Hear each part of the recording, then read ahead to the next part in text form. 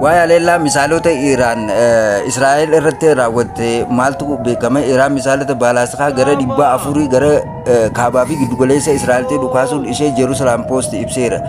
Ibsa ofiisaa Iraan kenneen haleellaan kun Israa'el durataa biiroo siyaasaa Hamaas Ismaa'il Haniyyee fi barreessaa olaanaa Hizbollah Hassan Nasrallah fi Birgeedii Jeneraal Abbaa Nil Forash ajajaa IRGC tiif haleellaa deebii kenname. IRGC'n Israa'el haleellaa kanaaf deebii yoo kennite haleellaa diigamumsa dabalataa akka itti aanu akeekkachiiseera.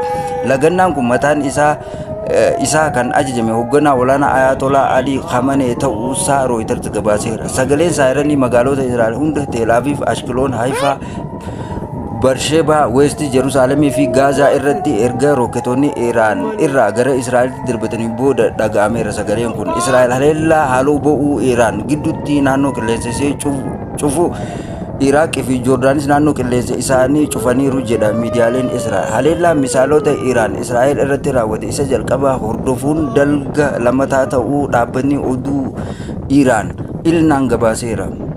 Booda haleellaan misaalota kanaan booda Tel Aviv keessatti namoonni lama Shaarebleniin salphatti madaa'uu isaanii ogeeyyiin fayyaa Israa'el gabaasanii gaazexeessaa Fars News Iraan haleellaa damballii jalqabaa Iraan raawwatte keessatti parsantaa 80 maddoota odeeffannoo maqaan isaaniin ibsame wabeeffachuun bakka isaanii rukute jedheera. Misaalonni Iraan waltajjii Gaazaa Israa'el Ashkelon keessatti argaman dhukaafamuu isaanii dhaabbanni oduu Iraan Tasnim gabaaseera. Deebii kanaaf kennameen dubbii himaan IDF Daani'el Hagaariin Israa'el haleellaa kanaaf deebii akka kennitu dubbataniiru.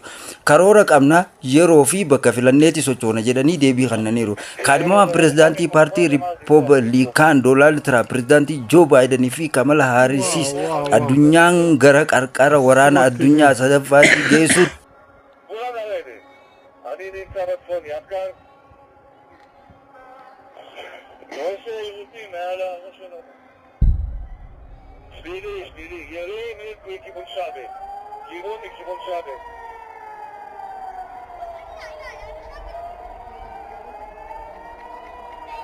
Geschieht es alles, das war der Verbot, die können es immer sagen.